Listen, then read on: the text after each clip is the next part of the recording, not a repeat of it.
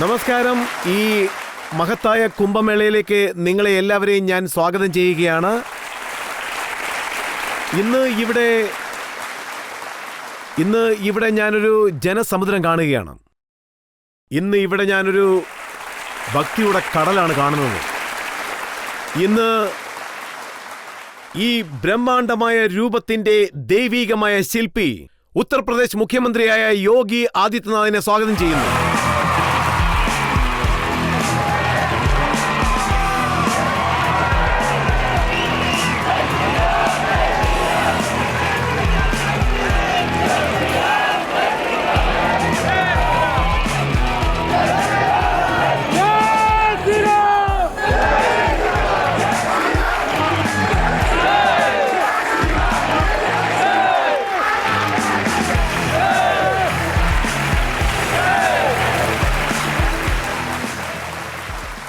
ഈ മഹാകുംഭമേള എത്രത്തോളം ബ്രഹ്മാണ്ഡമാണോ നമ്മുടെ ചിന്തകൾക്കോ അതീതമാണ്. വിശ്വസിക്കാൻ സാധിക്കാത്തതും അതിശയമായ ഒരു കാര്യവുമാണ്. ഇന്ന് ഈ അതിശയ സൃഷ്ടിയുടെ നിർമ്മാതാവായ അതുപോലെ ഓർഗനൈസറുമായ ഉത്തർപ്രദേശിന്റെ മുഖ്യമന്ത്രിയായ യോഗി ആദിത്യനാഥ് നമ്മളോടൊപ്പമുണ്ട്. അദ്ദേഹത്തെ ഈ പ്രോഗ്രാമിലേക്ക് സ്വാഗതം ചെയ്യുകയാണ്.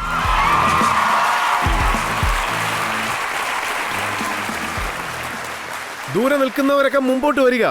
ശ്രീ യോഗി അനുവാദം നൽകിയിരിക്കുകയാണ്. മുമ്പോട്ട് വരിക, എല്ലാവരും വന്ന് ഞങ്ങളോടൊപ്പം പങ്കുചേരുക.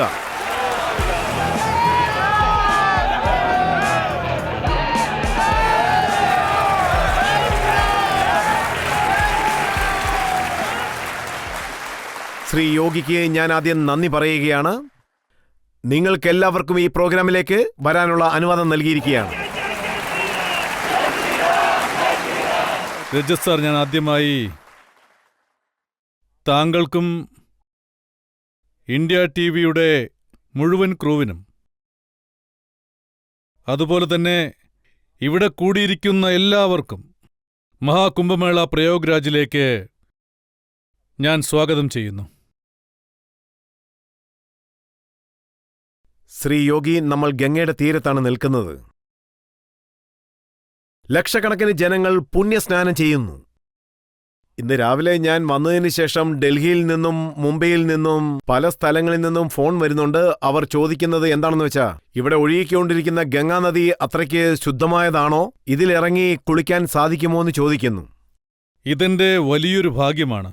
അതായത് അയോധ്യയിൽ രാമൻ ജനിച്ച ഭൂമിയിൽ മര്യാദാ പുരുഷോത്തമനായ ശ്രീരാമന് 500 വർഷങ്ങൾക്കു ശേഷം വിഗ്രഹപ്രതിഷ്ഠ നടത്തി ആദ്യത്തെ വർഷമാണ്. ഈയൊരു സമയത്ത് മഹാകുംഭമേളയുടെ ഈയൊരവസരത്തിൽ ഉത്തർപ്രദേശ് സർക്കാരിന്റെ എല്ലാ മന്ത്രിസഭാ അംഗങ്ങളും ഗംഗയും യമുനയും സരസ്വതിയും സംഗമിക്കുന്ന ഈ പുണ്യത്രിവേണി സംഗമത്തിൽ പങ്കെടുത്ത് ഉത്തർപ്രദേശിന്റെ വളർച്ചയ്ക്കായും പ്രയാഗ്രാജിന്റെ സമഗ്ര വികസനത്തിനും വേണ്ടി ഒരു പദ്ധതി ആലോചിക്കുകയാണ്. ഇവിടെ ഈ ത്രിവേണി സംഗമത്തിൽ പുണ്യസ്നാനം ചെയ്ത് പുണ്യവും നേടിയിരിക്കുന്നു. അങ്ങനെയെങ്കിൽ ഉത്തർപ്രദേശം സർക്കാരും മന്ത്രിമാരും പ്രതിനിധികളും ഇവിടെ വന്ന് പുണ്യസ്നാനം ചെയ്യുമ്പോൾ എനിക്കത് ഉറപ്പിച്ചു പറയാൻ കഴിയും, ഇതിന്റെ ആത്മീയ വികാരം ഈ സ്നാനം ചെയ്യുന്നവർക്കേ വിശദീകരിക്കാനാവൂ.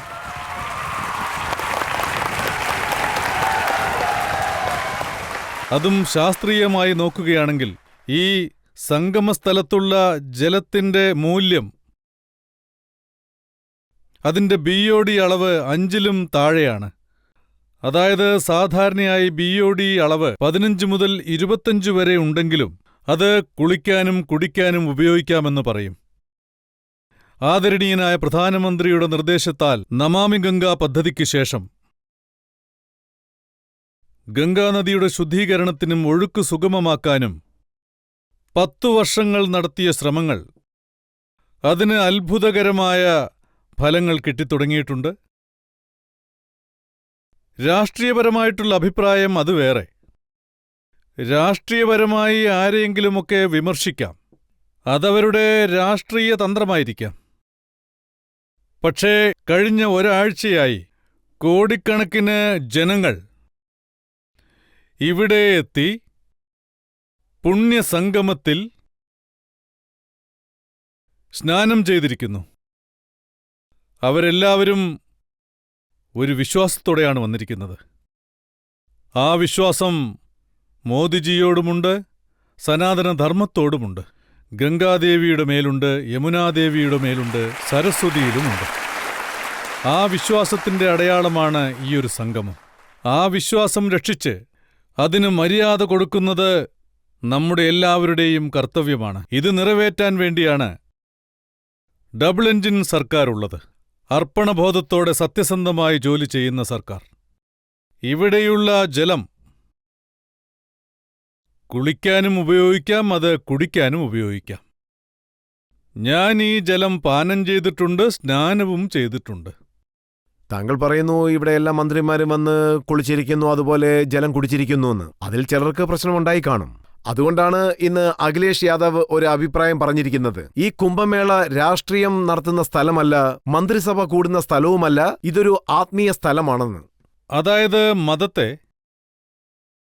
ഒരു ചെറിയ വട്ടത്തിനകത്ത് അടച്ചുവച്ചിരിക്കുന്നവർ മതത്തിന്റെ പെരുമയും അതിന്റെ ആഴവും മനസ്സിലാക്കുന്നില്ല. അതായത് മതമെന്ന് പറയുന്നത് വിശാലമായൊരു ചിന്താഗതിയാണ്. ഇന്ത്യയുടെ കാഴ്ചപ്പാട്, അതായത് മതത്തെക്കുറിച്ച്, അത് വലിയൊരു വികാരം തന്നെയാണ്. ഇത് പാശ്ചാത്യ ചിന്താഗതി പോലെയല്ല. വഴിപാടുകൾ മാത്രമല്ല മതം. നമ്മുടെ സംസ്കാരത്തിൽ മതമെന്നത് അച്ചടക്കം, എല്ലാവരെയും ബഹുമാനിക്കൽ, കടമകൾ, അതിലൊക്കെയാണ്. മനുഷ്യജീവിതവും സമൂഹവും ഇഴചേർന്ന് കിടക്കുന്നു. ഇവിടെ ഈ പ്രയോഗരാജിൽ മന്ത്രിസഭാംഗങ്ങൾ മുഴുവൻ എത്തി 25 കോടി ജനങ്ങൾക്കും നമ്മുടെ കടമകളെക്കുറിച്ച് ഓർമ്മപ്പെടുത്തുകയാണ്. ഈ കുംഭമേള നമ്മുടെ കടമയാണ്, ഉത്തരവാദിത്വമാണ്. കുംഭമേളയിൽ പങ്കെടുക്കണം. ആദരണീയ പ്രധാനമന്ത്രിയുടെ പിന്തുണ കൊണ്ട് ഭക്തിയും നവീനമായ വളർച്ചയും ചേർന്ന് ഈയൊരു മഹാമേള നടക്കുകയാണ്. ഈയൊരു അത്ഭുത സംഗമത്തിന് ആവശ്യമായ എല്ലാ ഏർപ്പാടുകളും ചെയ്യാൻ ഞങ്ങൾ സന്നദ്ധരായിരിക്കുകയാണ്, കടപ്പെട്ടിരിക്കുകയാണ്. ഞങ്ങൾ ഞങ്ങളുടെ കടമകളെ എങ്ങനെയാണോ ചെയ്യുന്നത്, അതേ വികാരം തന്നെ ഈ സംഗമക്കരയിൽ എത്തിച്ചേരാൻ ജനങ്ങൾ ആഗ്രഹിക്കുന്നു. അതും മനസ്സിലാക്കണം.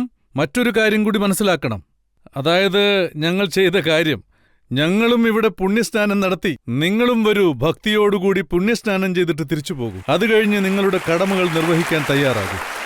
ഈയൊരു കടമ നിർവഹിക്കാൻ വേണ്ടിയാണ് നമ്മുടെ മന്ത്രിസഭാംഗങ്ങൾ മുഴുവനും ഇവിടെ എത്തിയിരിക്കുന്നത്.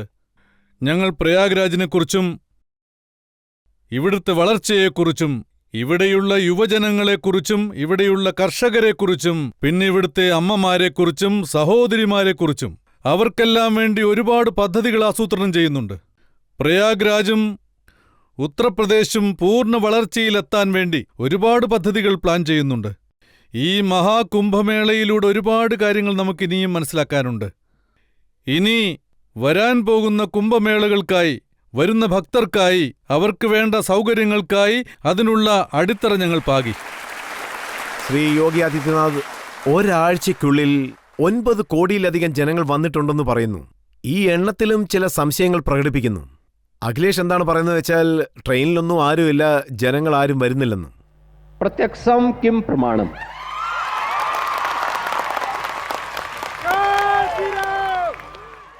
അതായത് ഇതുപോലെ ചില ആളുകൾക്ക് ദൈവം ഇതുപോലെയുള്ള രാഷ്ട്രീയ കാഴ്ചപ്പാടുകൾ കൊടുക്കും. അതിന്റെ പേരിൽ നമ്മൾ ദൈവത്തെ കുറ്റം പറയാൻ പാടില്ല. പ്രയാഗ്രാജും ഗംഗയും യമുനയും അതിന്റെ ഉത്തരവാദിത്വം എങ്ങനെ ഏൽക്കും? ആരുടെ പുണ്യമാണ് പുറമേ തെളിഞ്ഞു കാണാത്തത്? അവര് ഇരുട്ടിൽ ജീവിക്കാൻ പഠിച്ചവരാണ്. അവർക്ക് പ്രയാഗ്രാജിലുള്ള ജനസാഗരം കാണാനാകില്ല. ഈ മഹാഭക്തിയും അവർക്ക് കാണാനാകില്ല. കാരണം ഇത് കണ്ടുകൊണ്ടിരിക്കുന്ന പ്രയാഗ്രാജ് ഭഗവാൻ അവരുടെ പ്രവർത്തനങ്ങൾക്കനുസരിച്ച് അവരുടെ കാഴ്ചയിലും നിയന്ത്രണം ഏർപ്പെടുത്തി. എന്നാൽ ഈ ജനസംഖ്യ ആരും തോന്നിയ പോലെ പറഞ്ഞില്ല. അതിനുവേണ്ടി ക്യാമറകൾ ഘടിപ്പിച്ചിട്ടുണ്ട്. പൂർണ്ണമായ മെക്കാനിസമുണ്ട്. ഒരു ഇൻഫ്ലുവൻസുമില്ലാതെ കൃത്യമായ കണക്കെടുപ്പുകളുമുണ്ട്. അതുകൂടാതെ എല്ലാ വിവരങ്ങളും ഒരേ മാധ്യമത്തിൽ കൊണ്ടുവന്ന് ഓരോ മണിക്കൂർ കൂടുമ്പോഴും അത് വീണ്ടും വീണ്ടും കൃത്യമായി തന്നെ നമുക്ക് കാണിക്കുന്നുമുണ്ട്. പിന്നെ എന്റെ കണക്കുകൂട്ടലനുസരിച്ച്, അതായത് പ്രത്യേകിച്ച് പൗർണമിയുടെ അന്ന്, പിന്നെ മകരസംക്രാന്തിയുടെ അന്ന് ഇവിടെ 5 മുതൽ 6 കോടി വരെ ഭക്തർ സ്നാനം ചെയ്യുന്നുണ്ട്. ഇവിടെ 15-ാം തീയതി മാത്രം 20 മുതൽ 25 ലക്ഷം വരെ ഭക്തരുണ്ടായിരുന്നു. അതായത് ഇവിടെ വന്ന് സ്നാനം ചെയ്യാനെത്തിയ ഭക്തരുടെ സംഖ്യയാണത്. പിന്നെ മറ്റുള്ള ദിവസങ്ങളിൽ 30 ലക്ഷം, 35 ലക്ഷം, 40 ലക്ഷം, അങ്ങനെ 50 ലക്ഷം കടന്നിട്ടുണ്ട്. ഇവിടെ വരുന്ന ഈ മഹാജനസാഗരത്തെ, അവരുടെ ഭക്തിയെ, ഇതെല്ലാം മനസ്സിലാക്കിക്കൊണ്ടാണ് കാര്യങ്ങൾ ചെയ്യുന്നത്. ഭക്തർ വരുന്നില്ലെന്ന് പറയുന്നവർ പോലും, അതായത് അവസാനം വന്ന് അത് സമ്മതിച്ചു തരേണ്ടൊരവസ്ഥയുണ്ടായി. അവർക്ക് പോലും തങ്ങളുടെ നേതാവിന്റെ പ്രതിമ ഇവിടെ സ്ഥാപിക്കേണ്ടതായി വന്നു. മറ്റൊരു ചോദ്യം ചോദിക്കുന്നുണ്ട്, ഇത്രയും വലിയ രീതിയിൽ നടത്തേണ്ട ആവശ്യം എന്താണ്? ഇത്രയും ചെലവ് ചെയ്യേണ്ട ആവശ്യം എന്താണ്? ഈ കുംഭമേളയ്ക്ക് വേണ്ടി 7500 കോടി രൂപയാണ് ചെലവാക്കിയതെന്നും പറയുന്നു. രജിത് സാർ, അതായത് ഇത് ഞങ്ങളുടെ കടമയാണ്. ആദരണീയനായ പ്രധാനമന്ത്രി ഇന്ത്യയിലെ ഓരോ സംസ്ഥാനങ്ങളെയും, അതുപോലെ ഇന്ത്യൻ ഗവൺമെന്റിന്റെ ടൂറിസം, അതായത് വിനോദവും സാംസ്കാരിക വകുപ്പും എടുത്തു നോക്കിയാൽ അതിലൊരു കാര്യം തയ്യാറാക്കിയിരുന്നു.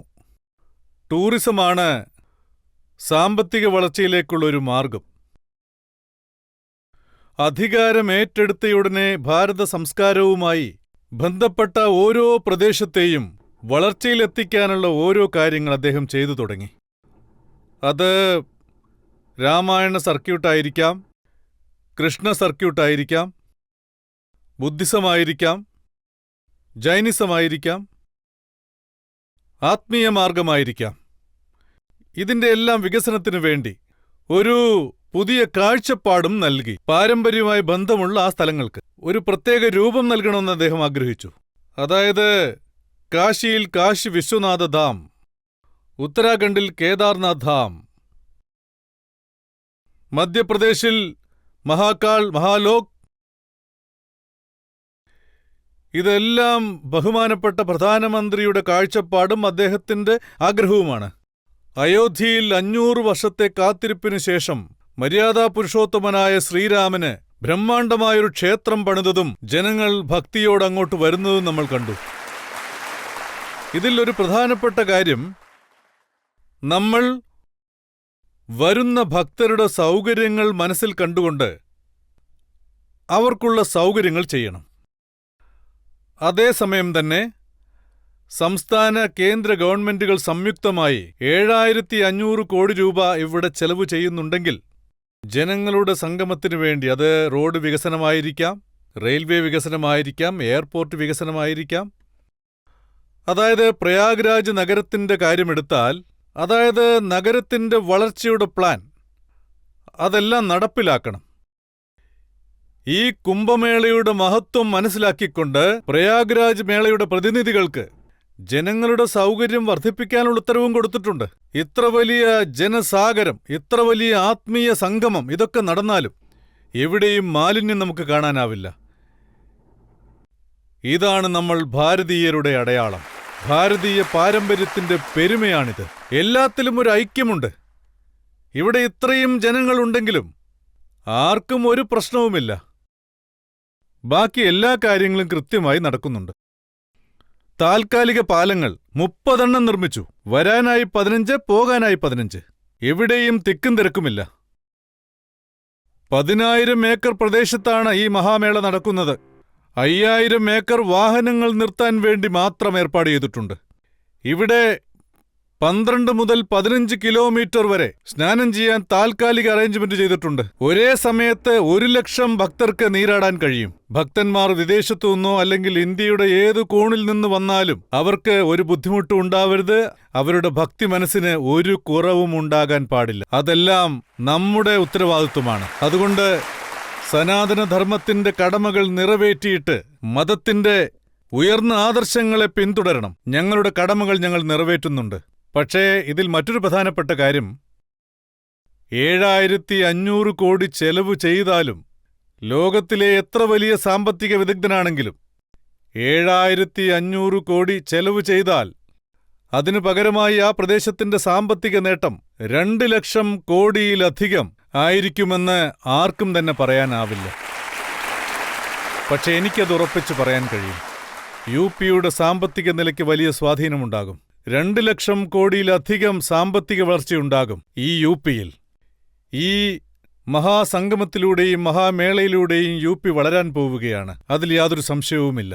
ഇന്ന് ഞാനൊരു പഴയ ഇന്റർവ്യൂ കാണാനിടയായി. ആ സമയത്തെ മന്ത്രിയായിരുന്ന ആസാം ഖാൻ സാർ, അദ്ദേഹം എന്താ പറയുന്നത് വെച്ചാൽ 2013 ഞാനായിരുന്നു ഇൻചാർജ്. ഒരാൾക്ക് പോലും ഒരു ബുദ്ധിമുട്ട് പോലും ഉണ്ടായില്ല. കുറഞ്ഞ ചെലവിൽ വലിയ രീതിയിൽ കുംഭമേള ഈ മുസ്ലിം ചെയ്തു കാണിച്ചു എന്ന് അദ്ദേഹം പറഞ്ഞു.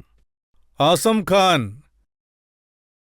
അന്ന് അദ്ദേഹം ഏത് രീതിയിലുള്ള ഏർപ്പാടാണ് ചെയ്തതെന്ന് എല്ലാവർക്കും അറിയാം. 41 പേർ ദാരുണമായി മരണപ്പെടുകയുണ്ടായി. കുംഭമേളയിൽ പങ്കെടുത്ത ഭക്തരാണ് മരിച്ചത്. എത്ര തിക്കും തിരക്കും ഉണ്ടായിരുന്നുവെന്ന് എല്ലാവർക്കും അറിയാം. 2013 മൊറീഷ്യസ് പ്രധാനമന്ത്രി ഇവിടെ വന്നിരുന്നു. അതായത് ഈ പ്രയാഗ്രാജ് കുംഭത്തിൽ അദ്ദേഹം പങ്കെടുത്തിരുന്നു. സംഗമക്കരയിലുണ്ടായിരുന്ന മാലിന്യം കണ്ട് ദൂരെ നിന്ന് തൊഴുത് ഇതാണോ ഗംഗ എന്ന് അദ്ദേഹം ചോദിച്ചു. അദ്ദേഹത്തിന്റെ കണ്ണിൽ കണ്ണുനീരുണ്ടായിരുന്നു. ആയിരക്കണക്കിന് കിലോമീറ്ററുകൾ കടന്ന് അദ്ദേഹം ഇന്ത്യയിലെത്തിയതാണ് കുംഭസ്നാനത്തിനു വേണ്ടി.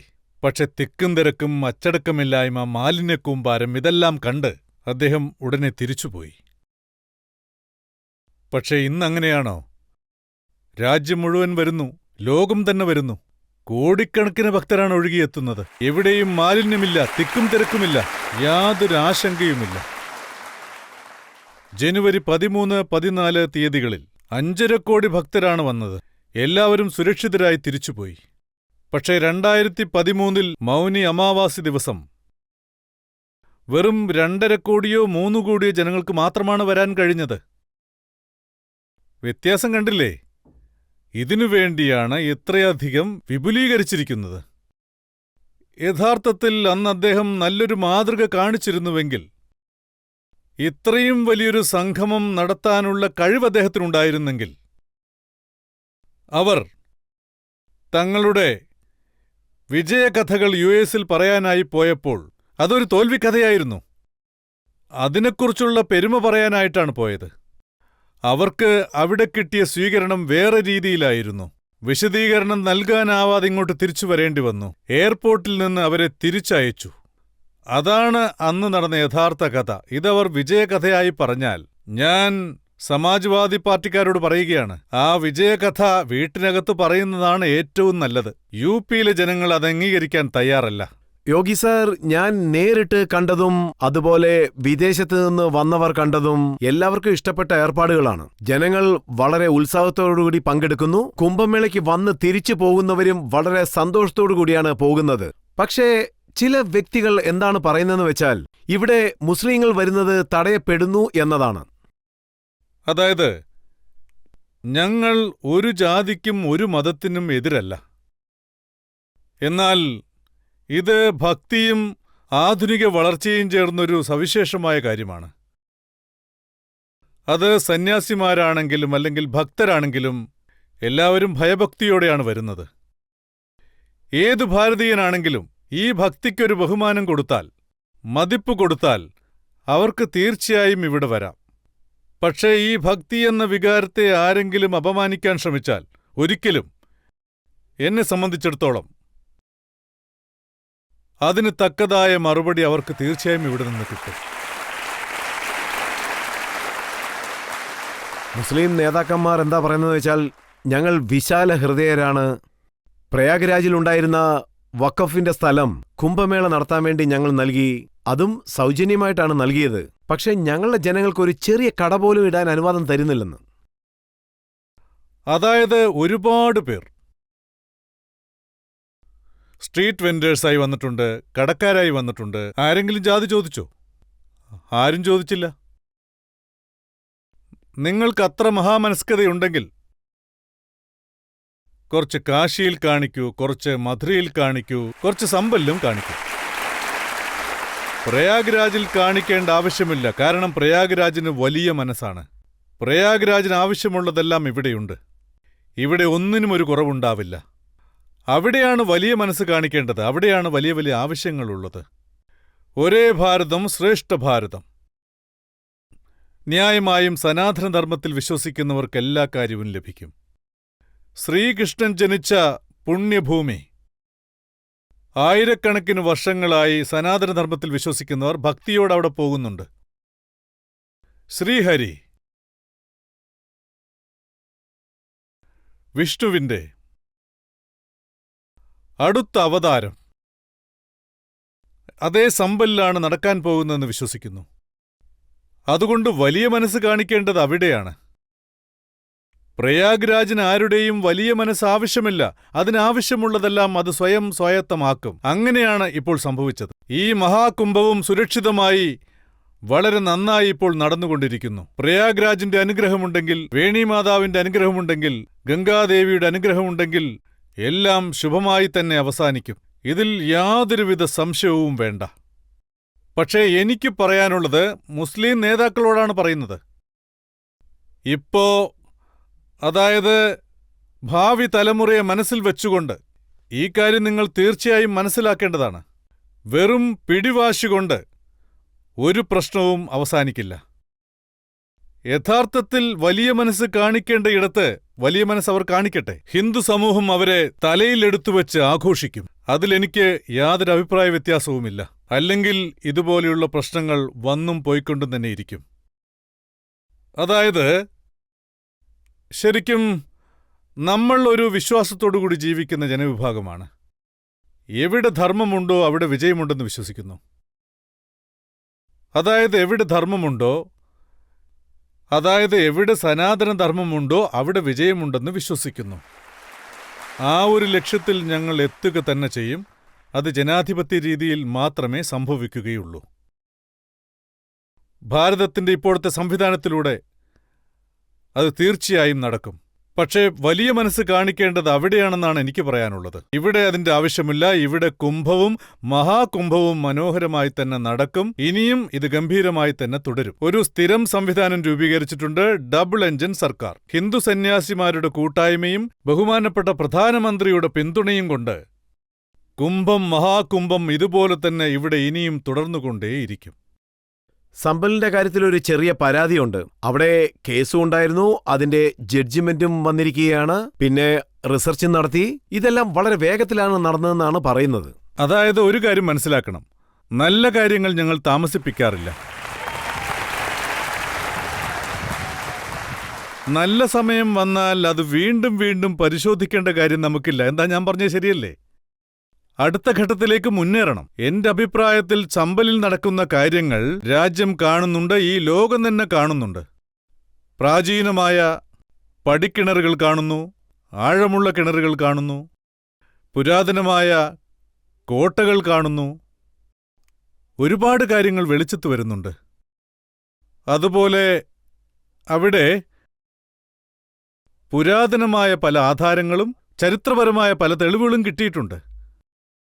നമ്മുടെ പുരാണങ്ങളിൽ പറഞ്ഞിട്ടുണ്ട്. പക്ഷേ പുരാണങ്ങൾ കൂടാതെ ഐനി അക്ബറിയിലും ഇതേക്കുറിച്ച് പരാമർശിച്ചിട്ടുണ്ട്. വിഷ്ണുവിന്റെ ക്ഷേത്രമുണ്ടായിരുന്ന സ്ഥാനത്ത് നീർഭാഗി 1526 പൊളിച്ച് അവിടെ ഒരു മസ്ജിദ് പോലെയുള്ള കെട്ടിടം നിർമ്മിച്ചു. അതാണിന്ന് ജമാ മസ്ജിദ് എന്ന് പറയുന്നത്. ഇത് അബുൾ ഫസൽ എന്ന വ്യക്തി നൂറ്റാണ്ടുകൾക്ക് മുമ്പേ എഴുതിയിട്ടുണ്ട്. ഇത് ഏതോ ഒരു ഹിന്ദു എഴുതിയതല്ല. അന്നത്തെ കാലത്ത് നടന്ന ഒരു കാര്യത്തെയാണ് അദ്ദേഹം രേഖപ്പെടുത്തിയിരിക്കുന്നത്. അതെങ്ങനെ നിഷേധിക്കാനാവും? എങ്ങനെ നിഷേധിക്കാം? പുരാണങ്ങളിൽ വിശ്വാസമില്ലാതെ ഇരിക്കാം, പക്ഷേ കുറഞ്ഞപക്ഷം ഐനി അക്ബറെങ്കിലും വായിക്കട്ടെ, അതെങ്കിലും വിശ്വസിക്കട്ടെ. ഈ ഉദാഹരണം ഞാനൊരു ഹൈന്ദവ ഗ്രന്ഥത്തിൽ നിന്ന് പറഞ്ഞാൽ അവർക്ക് പ്രശ്നമുണ്ടാവാം. പക്ഷെ ഈ തെളിവ് അവരുടെ ഭാഗത്താണുള്ളത്. അവിടെയുള്ള തെളിവ് ഇത് പറയുന്നു. അവിടെ ഇതുവരെ നടന്ന എല്ലാ കാര്യങ്ങളും, അതായത് അതിന് ഇപ്പോൾ ചില നിയന്ത്രണങ്ങൾ വന്നിട്ടുണ്ട്. ഇനിയും അവിടെ നിന്ന് ഒരുപാട് കാര്യങ്ങൾ പുറത്തു വരും. അതാണ് സത്യം. സമ്പലിന്റെ കാര്യത്തിൽ OYC സാർ പറയുന്നത് കേട്ടു. 2 കാര്യങ്ങളാണ് പറഞ്ഞത്. അതിൽ ഒന്ന് എന്താണെന്ന് വെച്ചാൽ അവിടെയുള്ള അമ്പലങ്ങളെല്ലാം മുസ്ലിങ്ങളാണ് സംരക്ഷിക്കുന്നത് എന്നാണ്. അതുകൊണ്ട് റിസർച്ച് ചെയ്യേണ്ട ആവശ്യം എന്താണ്, ശിലകളൊക്കെ സൂക്ഷിച്ചല്ലേ വെച്ചിരിക്കുന്നതെന്ന്. അതുപോലെ തന്നെ മറ്റൊരു കാര്യം, ഹോസ്പിറ്റൽ കെട്ടുന്ന സ്ഥലത്ത്, വിദ്യാലയങ്ങൾ കെട്ടേണ്ട സ്ഥലത്ത് യോഗി പോലീസ് സ്റ്റേഷനുകൾ കെട്ടുന്നു എന്നതാണ്. ഞങ്ങൾ ഹോസ്പിറ്റലിൽ നിർമ്മിക്കുന്നുണ്ട്, സമ്പലിൽ മെഡിക്കൽ കോളേജ് നിർമ്മിക്കുന്നുണ്ട്. മെഡിക്കൽ കോളേജിന്റെ നിർമ്മാണം തുടങ്ങിക്കഴിഞ്ഞിരിക്കുന്നു. സമ്പലിൽ ഇപ്പോഴത്തെ പ്രശ്നം പ്രദേശവാസികളും പുറത്തുള്ളവരും തമ്മിലാണ്. ഒരു കാലത്ത് അവിടെയുണ്ടായിരുന്ന ഹിന്ദുക്കൾ അവരുടെ സമ്മർദ്ദം കൊണ്ട് ഇസ്ലാം സ്വീകരിച്ചവരാണ്. ഇന്ന് അവർ തന്നെ പറയുന്നു, നമ്മുടെ പൂർവീകരുടെ സ്ഥലം നശിപ്പിച്ച ഈ വിദേശികളുടെ പക്കൽ നിന്ന് ഈ സ്ഥലം വീണ്ടെടുക്കണമെന്ന് പറയുന്നു. ഇത് അവിടെയുള്ള മുസ്ലിമുകളാണ് പറയുന്നത്, തങ്ങളുടെ പാരമ്പര്യവും വേരുകളും മനസ്സിലാക്കിക്കൊണ്ട്. അവരുടെ കുടുംബചരിത്രവും അവർ വിശദീകരിക്കുന്നുണ്ട്. അത് തെളിവായി കാണിച്ചാണ് അവർ സംസാരിക്കുന്നത്. അവിടെ യാതൊരു പ്രശ്നങ്ങളുമില്ല. എന്നാൽ ചിലർക്ക് മാത്രം മുസ്ലിമുകളുടെ വോട്ട് വേണമെന്ന് ആഗ്രഹിക്കുന്ന ചിലർക്ക് മാത്രം, അവർക്ക് തീർച്ചയായും പ്രശ്നമുണ്ട്. പക്ഷേ മറ്റൊരാൾക്കും ഇത് കാരണം ഒരു പ്രശ്നവുമില്ല. ഈ ഒരു കാര്യത്തിൽ അങ്ങനെയാണ്. എൻ്റെ ഒരു വിശ്വാസം എന്താന്ന് വെച്ചാൽ, അതായത് ഇന്ന് ഡബിൾ എഞ്ചിൻ സർക്കാർ 25 കോടി ജനങ്ങളുടെ നന്മയ്ക്കു വേണ്ടി നല്ല സർവകലാശാലകൾ രൂപീകരിക്കണം, പിന്നെ നല്ല മെഡിക്കൽ കോളേജുകൾ, അങ്ങനെയുള്ള ഇൻസ്റ്റിറ്റ്യൂഷൻസ് തുടങ്ങണം, ഇൻവെസ്റ്റ്മെന്റിനുള്ള നല്ലൊരു സാഹചര്യം ഒരുക്കണം. ഇതിനെല്ലാം വേണ്ടി പൂർണ്ണമായും അർപ്പണഭാവത്തോടെ ജോലി ചെയ്യണം. ഇതിനുവേണ്ടി OYC വിഷമിക്കേണ്ട ആവശ്യമില്ല. അതിന് ഈ ഡബിൾ എഞ്ചിൻ സർക്കാർ തന്നെ ധാരാളമാണ് ആലോചിക്കാനും പ്രവർത്തിക്കാനും. അതാണ് നല്ലത്. അദ്ദേഹത്തിന്റെ സങ്കടം മുഴുവനും UPയിലെ പോലീസിനെ കുറിച്ചാണ്. UPയിലെ പോലീസിന്റെ ലക്ഷ്യം വളരെ കൃത്യമായിരിക്കും. തോക്കിൽ നിന്നും വെടിയുണ്ട കൃത്യസ്ഥലത്ത് കൊള്ളുന്നു. ഇവരെയൊക്കെ ഒളിമ്പിക്സിലേക്ക് അയച്ചാൽ തീർച്ചയായിട്ടും മെഡൽ കിട്ടുമെന്നാണ് പറയുന്നത്. അതിനുള്ള ഏർപ്പാടുകൾ ഞങ്ങൾ നേരത്തെ ചെയ്തു തുടങ്ങി. UPയിലെ ഷൂട്ടേഴ്സിനോടും, അതായത് അവരോട് ഞങ്ങൾ പറഞ്ഞു, നിങ്ങൾക്ക് വേണ്ടി UPയിൽ ഷൂട്ടിംഗ് റേഞ്ച് ആരംഭിക്കുന്നുണ്ടെന്ന് പറഞ്ഞു കഴിഞ്ഞു. നിങ്ങൾ മെഡൽ നേടിയിട്ട് വരൂ, നിങ്ങളെ ഡിപ്പാർട്ട്മെന്റിൽ എടുക്കാമെന്നും പറഞ്ഞിട്ടുണ്ട്. അതായത് ഒളിമ്പിക്സിൽ മെഡൽ നേടുന്ന നമ്മുടെ ഓരോ ചാമ്പ്യന്മാർക്കും നേരെ ഡെപ്യൂട്ടി SP പദവിയാണ് കൊടുത്തിട്ടുള്ളത്. നേരിട്ട് ഡെപ്യൂട്ടി SP. 500-ൽ കൂടുതൽ ആളുകളെ UP പോലീസിൽ ഞങ്ങൾ ചേർത്തിട്ടുണ്ട്.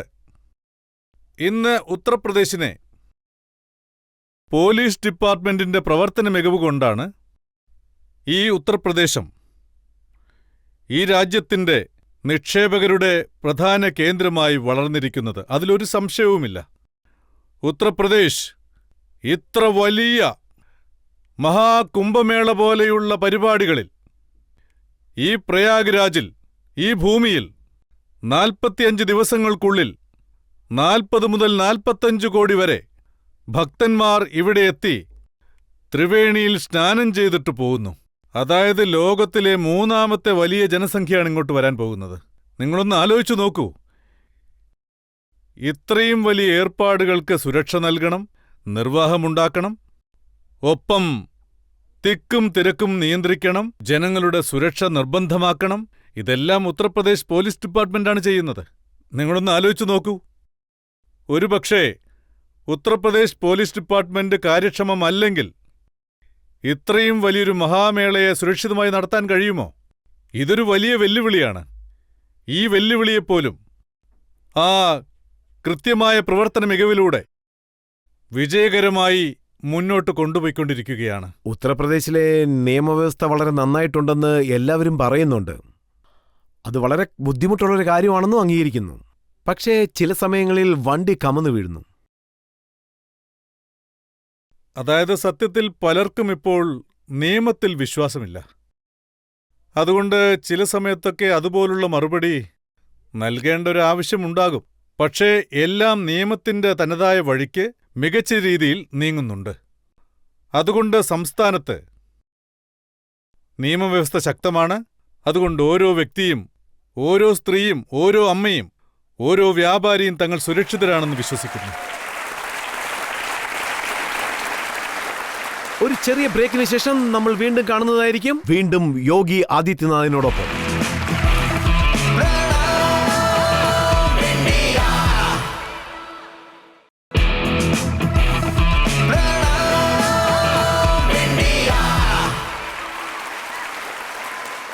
യോഗി സർ, രാഷ്ട്രീയ നേതാക്കന്മാരിൽ താങ്കളുടെ പ്രവൃത്തി ഞാൻ കണ്ടിട്ടുണ്ട്. പലരും താങ്കളെ പ്രശംസിക്കാറുണ്ട്, അതുപോലെ തന്നെ വിമർശിക്കാറുമുണ്ട്. മല്ലികാർജുന ഖാർഗെ, കോൺഗ്രസിന്റെ നേതാവ്, അദ്ദേഹം റീസെന്റായിട്ട് പറഞ്ഞത്, ഒരാൾ കാവി വസ്ത്രം ധരിക്കുന്നു, സന്യാസിയെപ്പോലെ കാണുന്നു, മുഖ്യമന്ത്രിയുമായി പിരിഞ്ഞാൽ ഒന്നുമില്ലാതാവുമെന്നും പറയുന്നു. പിരിക്കരുതും അദ്ദേഹമാണെന്ന്, നശിപ്പിക്കുന്നതും അദ്ദേഹമാണെന്ന്. അതായത് മല്ലികാർജുന ഖാർഗെ മുതിർന്ന ഒരു നേതാവാണ്. കോൺഗ്രസിലെ ഒരു വലിയ നേതാവാണ് അദ്ദേഹം. ഞങ്ങൾക്ക് അദ്ദേഹത്തോട് ബഹുമാനമാണ്, പ്രായത്തിനനുസരിച്ചുള്ള ബഹുമാനം കൊടുക്കുന്നുണ്ട്. പക്ഷേ ഈ വാസ്തവം അദ്ദേഹം അംഗീകരിച്ചേ പറ്റൂ. എനിക്ക് തോന്നുന്നത് ഇതിൽ ബാധിക്കപ്പെട്ട വ്യക്തി മല്ലികാർജുന ഖാർഗെ ആയിരിക്കും. അദ്ദേഹത്തിന്റെ സ്വന്തം ഗ്രാമം അതന്ന് ഹൈദരാബാദ് സംസ്ഥാനത്തിൽ ചേർന്ന ഒരു ഗ്രാമമായിരുന്നു. അദ്ദേഹത്തിന്റെ പൂർവിക ഗ്രാമം. ആ ഗ്രാമത്തെ ഹൈദരാബാദ് നിസാമിന്റെ രാജാക്കന്മാർ കത്തിച്ചു കളഞ്ഞു. ആ സംഭവത്തിൽ നിർഭാഗ്യവശാൽ മല്ലികാർജുന ഖാർഗെയുടെ കുടുംബക്കാർ, അദ്ദേഹത്തിന്റെ അമ്മ, അദ്ദേഹത്തിന്റെ സഹോദരി, അദ്ദേഹത്തിന്റെ ഇളയച്ചൻ, അങ്ങനെ എല്ലാവരും ആ ഭീകരമായ സംഭവത്തിൽ മരണപ്പെട്ടു. ആ ഗ്രാമം മുഴുവൻ കത്തിച്ചാമ്പലായി. ബാരാവതി എന്ന ഗ്രാമം തന്നെ ഇല്ലാതായി. അദ്ദേഹത്തിന്റെ അച്ഛൻ അദ്ദേഹത്തെ എങ്ങനെയോ രക്ഷപ്പെടുത്തി കൂട്ടിക്കൊണ്ടുപോയി. ആ നിസാമിന്റെ രാജാക്കന്മാർ ആരാണ്? ആ യാഥാർത്ഥ്യത്തെ മല്ലികാർജുന ഖാർഗെ സാർ തീർച്ചയായും അംഗീകരിക്കണം. ഞങ്ങളും അതാണ് പറയുന്നത്. ആ സത്യത്തെ ജനങ്ങളുടെ മുമ്പിൽ പറയാൻ എന്തിനാണ് മടിക്കുന്നത്? ഇത് സത്യമല്ലേ? ഹിന്ദു സമൂഹം പിരിഞ്ഞപ്പോ എല്ലായിടത്തും പ്രശ്നങ്ങളുണ്ടായി.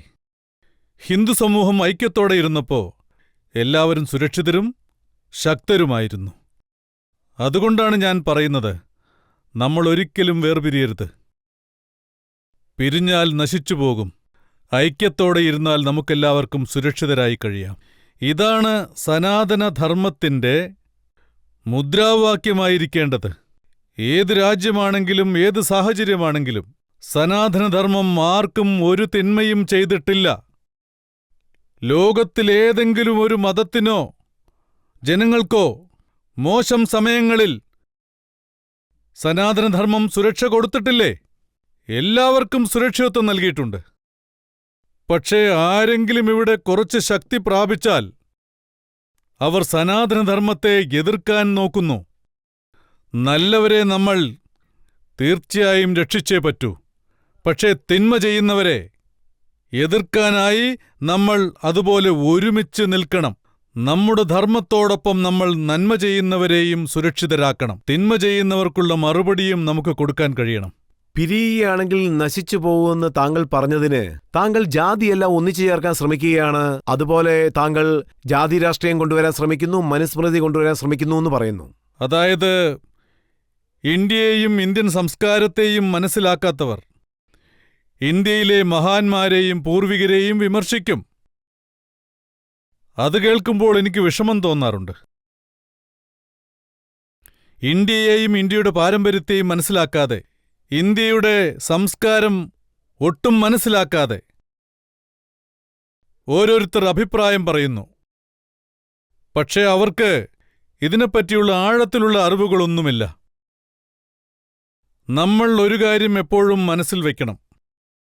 ഇന്ത്യ വടക്ക് മുതൽ തെക്കുവരെ, കിഴക്ക് മുതൽ പടിഞ്ഞാറുവരെ ഒന്നാണ്. വസ്ത്രം, ആഹാരരീതി ഇതെല്ലാം ചിലപ്പോൾ വ്യത്യസ്തമായിരിക്കാം, ജാതികൾ വേറെയായിരിക്കാം. പക്ഷേ ജാതിവാദം ആപത്താണ്. മതത്തിന്റെ പേരിൽ വിഭാഗീയതയുണ്ടാക്കുന്നത് ആപത്താണ്. ഇതിൽ നിന്ന് നമ്മൾ രക്ഷപ്പെടണം, എങ്ങനെയെങ്കിലും രക്ഷപ്പെടണം. നമ്മൾ എല്ലാവരും ഒരുമിച്ച് നിന്ന് ഇന്ത്യയെക്കുറിച്ച് ചിന്തിക്കണമെന്ന് പറയുമ്പോൾ, അതായത് സനാതനധർമ്മമാണ് ഇന്ത്യയുടെ ദേശീയ ധർമ്മം. സനാതനധർമ്മം സംരക്ഷിക്കപ്പെട്ടാൽ ഇന്ത്യയും സംരക്ഷിക്കപ്പെടും. ഇന്ത്യ സുരക്ഷിതമാണെങ്കിൽ സനാതനധർമ്മവും സുരക്ഷിതമായിരിക്കും.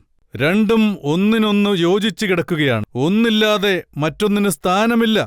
രണ്ടും വേർപിരിച്ചു കാണാനാവില്ല. അതുകൊണ്ടാണ് ഞാൻ വീണ്ടും വീണ്ടും ഇത് പറയുന്നത്. നമ്മൾ പിരിയാൻ പാടില്ല. നമ്മൾ ഐക്യത്തോടെ വേണം പ്രവർത്തിക്കാൻ. ജാതിയുടെ പേരിലും മതത്തിന്റെ പേരിലും കുടുംബത്തിന്റെ പേരിലും ജനങ്ങളെ പിരിക്കുന്നവർ ഒരിക്കലും നിങ്ങളുടെ നന്മ ആഗ്രഹിക്കുന്നവരല്ല.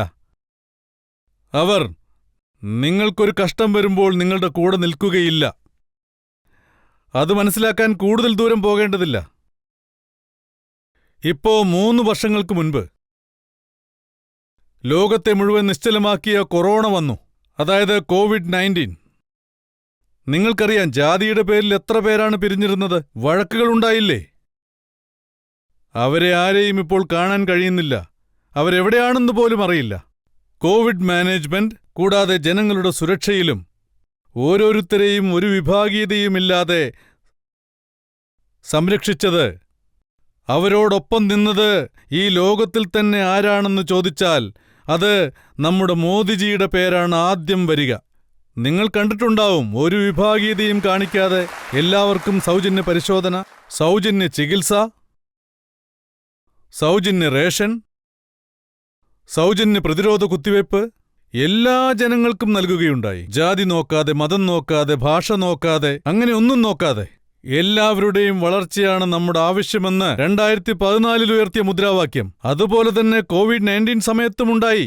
അതേപോലെ ഇന്നും ആ സൗകര്യങ്ങൾ ഒരു വിഭാഗീയതയുമില്ലാതെ എല്ലാ വിഭാഗങ്ങൾക്കും കിട്ടിക്കൊണ്ടിരിക്കുന്നു. എനിക്ക് ഒരു കാര്യം അറിഞ്ഞാൽ കൊള്ളാമെന്നുണ്ട്. അതായത് 2014 മുൻപ് ഏത് സർക്കാരാണ് വിഭാഗീയതയില്ലാതെ ഭരണം നടത്തിയിരുന്നത്? അതിനു മുൻപ് മതത്തിന്റെ പേര് പറഞ്ഞ്, ജാതിയുടെ പേര് പറഞ്ഞ് ജനങ്ങളെ തമ്മിൽ തല്ലിക്കാനാണ് നോക്കിയത്. പക്ഷേ ഇന്ന് ജാതിയുടെയും മതത്തിന്റെയും പേരിൽ വിഭാഗീയതയില്ല. പ്രദേശങ്ങളുടെ പേരിലും ഭാഷയുടെ പേരിലുമില്ല. വളർച്ച എല്ലാവർക്കുമുള്ളതാണ്. സുരക്ഷയും എല്ലാവർക്കുമുള്ളതാണ്. തൊഴിലവസരവും സമൃദ്ധിയും എല്ലാവർക്കുമുള്ളതാണ്. ആരെയും നമ്മൾ കുറച്ചു കണ്ടിട്ടില്ല. ഈ ലക്ഷ്യത്തോടെയാണ് കാര്യങ്ങൾ മുന്നോട്ടു പോകുന്നത്. ഇതാണ് യഥാർത്ഥ ദേശീയ വികാരം. ഈ വികാരം തുടർന്നു കൊണ്ടുപോകാൻ വേണ്ടിയാണ് വീണ്ടും വീണ്ടും പറഞ്ഞുകൊണ്ടിരിക്കുന്നത്. ഒരു പുതിയ ഇന്ത്യ രൂപപ്പെട്ടുകൊണ്ടിരിക്കുമ്പോൾ ഈ പുതിയ ഇന്ത്യയിൽ ജാതി രാഷ്ട്രീയത്തെയും കുടുംബരാഷ്ട്രീയത്തെയും വെവ്വേറെ കാണരുത്. ഇത് പരസ്പരം വഴക്കിടാനുള്ളൊരു സമയമല്ല. നമ്മളെല്ലാവരും ഒരുമിച്ച് നിന്ന് പുതിയ ഇന്ത്യയെ ഒരു ശ്രേഷ്ഠ ഇന്ത്യയാക്കി മാറ്റണം. ഒരേ ഇന്ത്യ, ശ്രേഷ്ഠ ഇന്ത്യ. ഇത് ഇന്ത്യയിലെ 140 കോടി ജനങ്ങളുടെ, യുപിയിലുള്ള 25 കോടി ജനങ്ങളുടെ, അങ്ങനെ എല്ലാവരുടെയും പിന്തുണയോടുകൂടി പ്രഥമർ മോദിജിയുടെ കൈകോർത്തുകൊണ്ട് നടക്കണം. യോഗി സാർ, ഇതിനെയും ചിലർ വേറുകൃത്യം എന്ന് പറയുന്നു. ഹിന്ദുക്കൾക്ക് ഇത്രയും വലിയൊരു കുംഭമേള താങ്കൾ നടത്തുകയാണ്. കാവടി യാത്രയ്ക്ക് താങ്കൾ പൂക്കൾ വിതറുന്നു. പക്ഷേ മറ്റുള്ളവരെ നമാസ് ചെയ്യാൻ പോലും അനുവദിക്കുന്നില്ലെന്ന് പറയുന്നു. ഇത് പരമ്പരാഗതമായൊരു ആഘോഷമാണ്. പാരമ്പര്യത്തിന്റെ അടയാളം.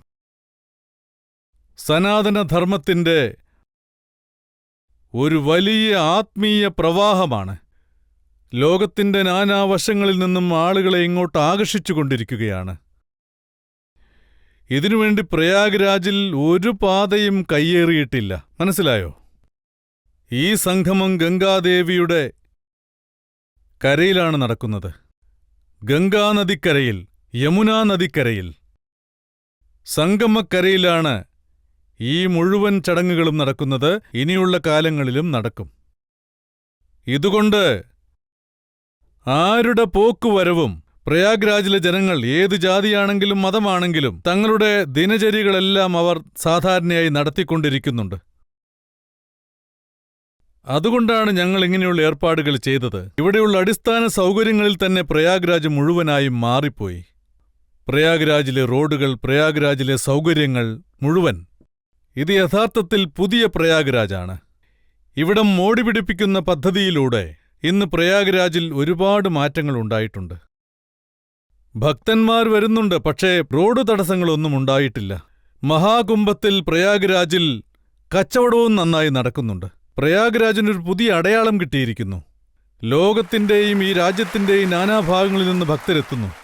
ഇവിടെ വരുന്ന ഭക്തർക്ക് പുതിയൊരു കാഴ്ചപ്പാടുണ്ടാകുന്നു എന്ന് പറയാം. ഓരോ കുടുംബവും വിരുന്നുകാരെ സ്വീകരിക്കാൻ തയ്യാറായിട്ടുണ്ട്.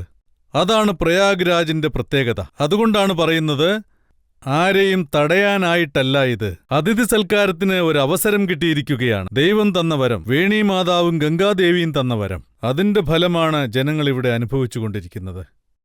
പക്ഷേ റോഡുകളിൽ ഏതൊരു വെള്ളിയാഴ്ചയാണെങ്കിലും അല്ലെങ്കിൽ മറ്റു ദിവസമാണെങ്കിലും ജനങ്ങൾക്ക് യാതൊരു വിധത്തിലുള്ള ബുദ്ധിമുട്ടുമുണ്ടാവരുത്. ഞങ്ങൾ മുഹറം ഘോഷയാത്ര തടയാറില്ല. അത് പാരമ്പര്യമായിട്ട് നടക്കുന്നതാണ്. അതങ്ങനെ നടക്കുന്നു. മറ്റുള്ള മുസ്ലിം ആഘോഷങ്ങളിൽ പരിപാടികൾ നടക്കുകയാണെങ്കിലും അതിന് ഒരു തടസ്സവുമില്ല. മുഴുവൻ സുരക്ഷയും ഞങ്ങൾ കൊടുക്കുന്നുണ്ട്. പക്ഷേ ഒരു കാര്യം പറയും, ആയുധങ്ങൾ കാണിച്ചുകൊണ്ടൊരിക്കലും വരരുത്.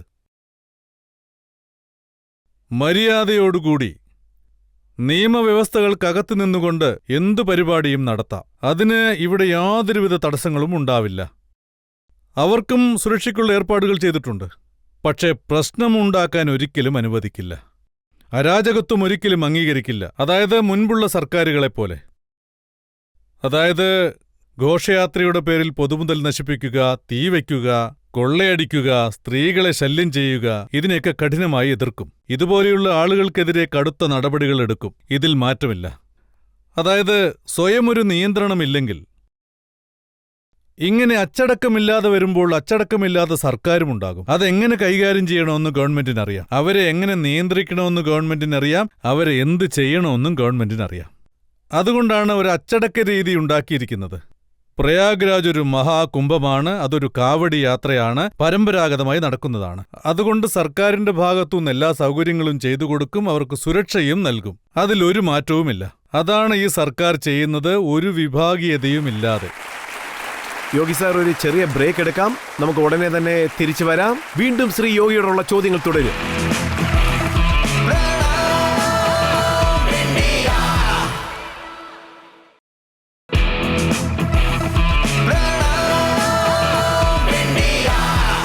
വീണ്ടും ഈ പ്രോഗ്രാമിലേക്ക് സ്വാഗതം ചെയ്യുകയാണ്. ഇന്ന് നമ്മളോടൊപ്പം ഈ സംഗമ തീരത്ത് യോഗി ആദിത്യനാഥാണുള്ളത്.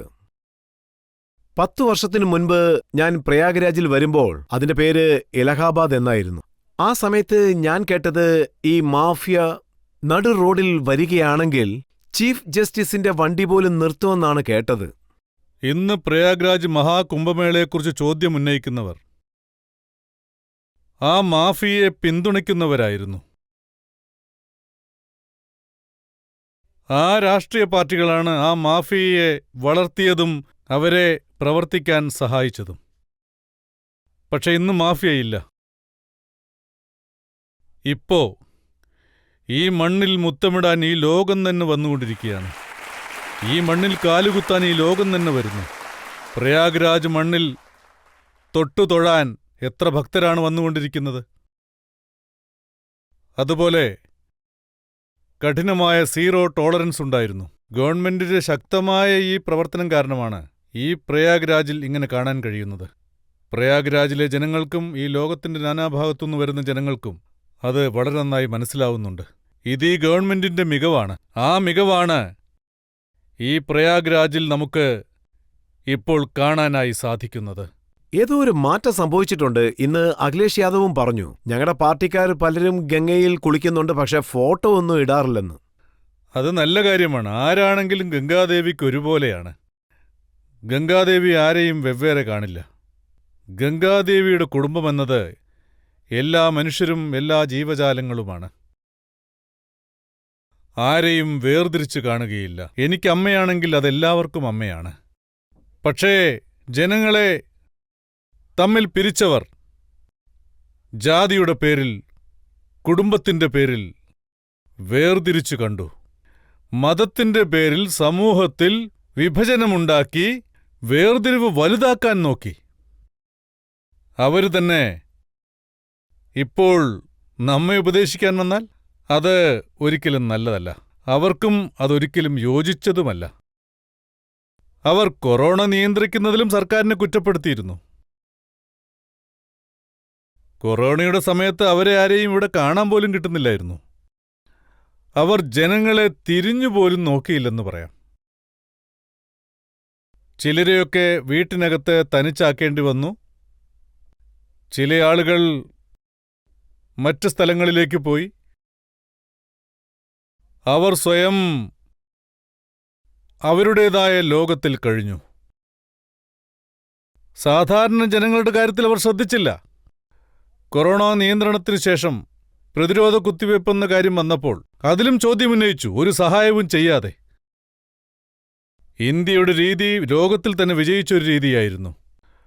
അതുപോലെ തന്നെ ഈ മഹാകുംഭമേളയുടെ മേൽനോട്ടവും തീർച്ചയായും വളരെയേറെ പ്രശംസിക്കപ്പെടും. അതിനുവേണ്ടിയാണ് ഡബിൾ എഞ്ചിൻ സർക്കാർ ഈയൊരു ശ്രമം നടത്തിയിരിക്കുന്നത്. ഇവരുടെ ഈ പ്രവർത്തനം കണ്ടിട്ടാണ് എന്തു പറയണമെന്നറിയാതെ വിമർശിക്കണമെന്ന് വിചാരിച്ചുകൊണ്ട് വെറുതെ വിമർശിക്കുന്നു. പക്ഷേ ഇതുപോലെയുള്ള വിമർശനങ്ങളെ ഞങ്ങൾ കണ്ടില്ലെന്ന് നടിച്ചുകൊണ്ട് ഞങ്ങൾ ഞങ്ങളുടേതായ പാതയിൽ മുന്നോട്ടു പോകും. ഈ ബ്രഹ്മാണ്ഡ ആത്മീയ കുംഭം രാജ്യവും ലോകവും കാണുന്നതുപോലെ അതിന്റെ എല്ലാ സവിശേഷതകളോടും കൂടി ഭക്തർക്കെല്ലാ സൗകര്യങ്ങളും ചെയ്തുകൊടുത്ത് ഈ മഹാമേള ഗംഭീരമാക്കും. യോഗി സർ, ഇത് യു.പിയുടെ കാര്യം മാത്രമല്ല, രാജ്യം മുഴുവനും രാഹുൽ ഗാന്ധി പറയുന്നതും കേൾക്കുന്നുണ്ട്. ശിവനാണെങ്കിലും കൃഷ്ണനാണെങ്കിലും ഗുരുനാനാക്ക് ആണെങ്കിലും ഗൗതമ ബുദ്ധനാണെങ്കിലും എല്ലാവരും കൈയാണ് കാണിക്കുന്നതെന്ന്. അതായത് ഇവിടെ യാദൃച്ഛികമായി ഹിന്ദുവായി കഴിയുന്നവര് ശരിക്കും നോക്കിയാൽ അതൊരു അനുഗ്രഹത്തിന്റെ കൈയാണ്. അതൊരു തെരഞ്ഞെടുപ്പ് ചിഹ്നമല്ല. ഹൈന്ദവ പാരമ്പര്യത്തിൽ ജനിച്ച് അതിൽ അഭിമാനിക്കാത്തവർ ഇന്ത്യയെയും ഇന്ത്യയിലെ സംസ്കാരത്തെയും ആചാരങ്ങളെയും ഒരിക്കലും ബഹുമാനിക്കാത്തവർ, ഇതിലൊന്നും ഒട്ടും വിശ്വാസമില്ലാത്തവർ, അവർക്ക് സനാതനധർമ്മത്തെക്കുറിച്ച് എന്താണ് അറിയുക? ഇന്ത്യയുടെ പാരമ്പര്യം എടുത്തു നോക്കിയാൽ ഡിസ്കവറി ഓഫ് ഇന്ത്യ പുസ്തകവുമായി ബന്ധപ്പെടുത്തുന്നവർ അവരിൽ നിന്ന് പ്രതീക്ഷിക്കുന്നത് മഹാകുംഭത്തെപ്പറ്റിയും ഇന്ത്യയെപ്പറ്റിയും അല്ലെങ്കിൽ ശിവഭഗവാനെപ്പറ്റിയും രാമനെപ്പറ്റിയും കൃഷ്ണനെപ്പറ്റിയും നല്ല കാര്യങ്ങൾ പറയുമെന്ന് നമ്മൾ ഒരിക്കലും പ്രതീക്ഷിക്കരുത്. എന്റെ അഭിപ്രായത്തിൽ ഇത് ശരിക്കും ഒരു അനാവശ്യമായ വിവാദമാണ്. അന്ന് കോൺഗ്രസിന്റെ ഭരണമായിരുന്നു. രാഹുലിനോട് ഞാൻ ചോദിക്കുകയാണ്, ഇത് സത്യമല്ലേ? ഇത് അയോധ്യയെക്കുറിച്ച് അല്ലെങ്കിൽ ഇന്ന് നിങ്ങൾ സംസാരിക്കുന്ന മഥുരയെക്കുറിച്ച് രാമനും കൃഷ്ണനും എല്ലാവർക്കുമുള്ളതാണെന്ന് പറയുന്നു. പക്ഷേ 2006 നടന്ന ആ സംഭവം നിങ്ങൾ മറന്നിട്ടുണ്ടാകില്ലെന്ന് കരുതുന്നു. 2005-6 നടന്നത്. അപ്പോൾ സുപ്രീം കോടതിയിൽ രാമു സേതു വിഷയത്തിൽ ഒരു സത്യവാങ്മൂല ഹർജി നൽകിയിരുന്നു. അതിൽ പറഞ്ഞത് രാമനും കൃഷ്ണനും സാങ്കല്പിക കഥാപാത്രങ്ങളാണെന്നാണ്. അതായത് ഇന്ത്യയിൽ ആരാധിച്ചു വരുന്ന ഈ ദൈവങ്ങളെ സാങ്കല്പികമാണെന്ന് അവർ പറഞ്ഞു. നമ്മുടെ ഭരണഘടനയുടെ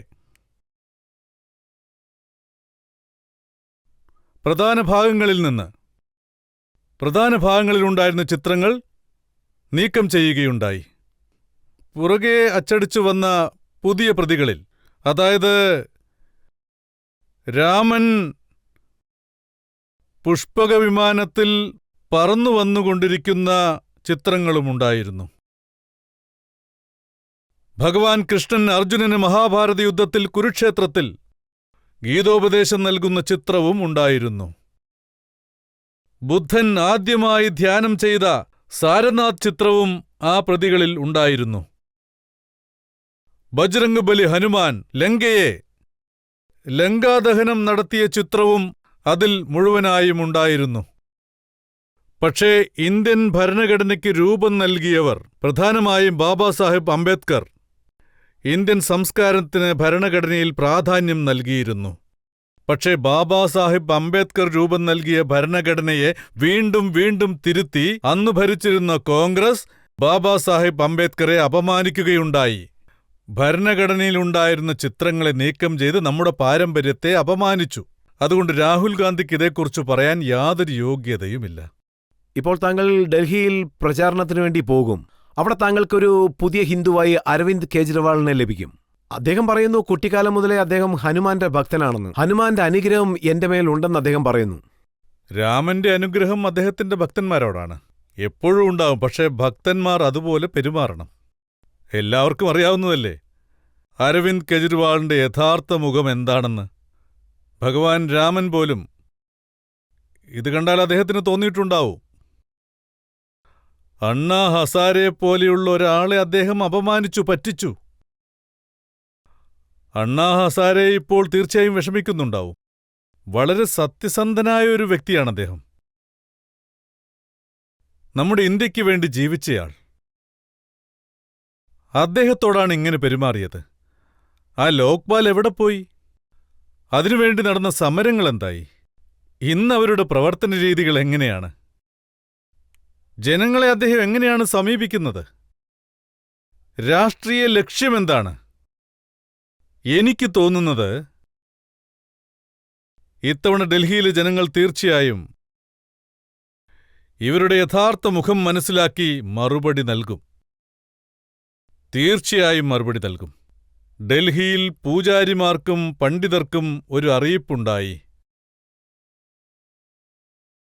മൗലവിമാർക്കും മുല്ലമാർക്കും കൊടുക്കുന്ന ശമ്പളം മാസങ്ങളായി കൊടുത്തിട്ടില്ല. ഈ കാര്യം പുറത്തു വന്നയുടനെ അതിൽ പൂജാരികളെയും അവർ ചേർക്കുകയുണ്ടായി. അതായത് പൂജാരികളും എതിർക്കണം, മറ്റുള്ളവരും എതിർക്കണം, അങ്ങനെ എല്ലാവരും എതിർക്കണം. അങ്ങനെ എതിർപ്പുള്ളതുകൊണ്ട് കൊടുക്കാൻ കഴിഞ്ഞില്ല എന്ന് പറയാം. അതായത് എങ്ങനെയാണ് അവരുടെ സംവിധാനത്തെ കൊണ്ടുപോകുന്നതെന്ന് കണ്ടോളൂ. കഴിഞ്ഞ 10 വർഷമായിട്ട് എന്തു ചെയ്യുകയായിരുന്നു? ഇത് ചോദിക്കേണ്ട ചോദ്യമാണ്. 10 വർഷം മുമ്പ് എന്തുകൊണ്ടാണ് പൂജാരികൾക്ക് വേണ്ടി ഇത് പറയാതിരുന്നത്? എന്തുകൊണ്ടത് ചെയ്തില്ല? പക്ഷേ ഡൽഹിയിലേക്ക് ഞങ്ങൾ പോകുന്നുണ്ട്. ഡൽഹിയെ ഇന്ദ്രപ്രസ്ഥമാക്കി മാറ്റാൻ പോകുന്നുണ്ട്. നാളെ മുതൽ അതിന്റെ പ്രവർത്തനം തുടങ്ങും. ഡൽഹിയിലെ ജനങ്ങൾ ഇതെല്ലാം മനസ്സിലാക്കുന്നുണ്ട്. മറ്റൊരു കാര്യം എന്താണെന്ന് വെച്ചാൽ, അതായത് പറഞ്ഞ അഭിപ്രായങ്ങൾ കൊറോണ കാലഘട്ടത്തിൽ ജനങ്ങളെല്ലാവരും അറിഞ്ഞതാണ്. ഉത്തർപ്രദേശ്, ബീഹാർ, ഉത്തരാഖണ്ഡിലെ ജനങ്ങൾ. അപ്പോ ഡൽഹിയിൽ കെജ്രിവാളിന്റെ ഗവൺമെന്റായിരുന്നു. അവരുടെ ഭരണം എങ്ങനെയായിരുന്നുവെന്ന് എല്ലാവർക്കും അറിയാം. അവിടേക്കുള്ള ജലസേചനം തടസ്സപ്പെട്ടു. അവരുടെ റേഷൻ കാർഡുകൾ റദ്ദാക്കി. അവരുടെ വീടുകൾക്ക് നിർബന്ധിച്ച് സീൽ വയ്പ്പിച്ചു. അവരുടെ തൊഴിലവസരങ്ങൾ നഷ്ടപ്പെടുത്തി. ഇതൊക്കെ നടന്ന കാര്യങ്ങളാണ്. തെരഞ്ഞെടുപ്പ് ഇതിനൊക്കെ മറുപടി പറയാനുള്ളതാണ്. ജനങ്ങൾ ഇതിനെല്ലാം തക്ക മറുപടി കൊടുക്കും. തീർച്ചയായും തക്ക മറുപടി കൊടുക്കും. ഇപ്പോൾ നമുക്കൊരു ചെറിയ ബ്രേക്ക് എടുക്കാം. ഉടൻ തന്നെ തിരിച്ചു വരുന്നതാണ് യോഗി ആദിത്യനാഥിനോടൊപ്പം.